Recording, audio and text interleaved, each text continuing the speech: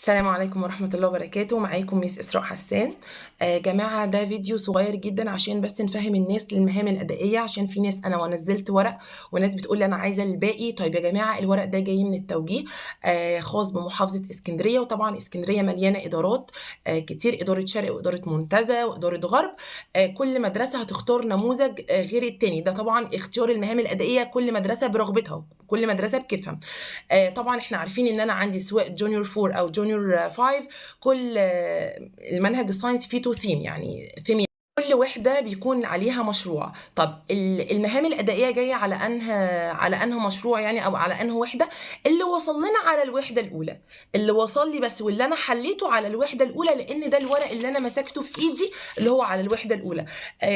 انت جايبه الورق ده منين؟ والله الورق دوت جاي لنا من التوجيه ومكتوب عليه محافظه اسكندريه، وزي ما هتشوفوا في الفيديوز لحل سواء لجونيور 4 او جونيور 5. طبعا الوحده الاولى الجونيور 4 بتتكلم طبعا عن الادابتيشن، فهيجي يكلمني على البات. تمام. الوحده الثانيه بتتكلم على الانرجي، وجايب لي المشروع الوحده الثانيه على الكوليجن. تمام. بس الورق اللي وصل لنا ايه؟ على الوحده الاولى، سواء لجونيور 4 او جونيور 5. جونيور 5 طبعا عندي كل الكونسبت الاولاني كله بيتكلم على الفود تشين والفود ويب.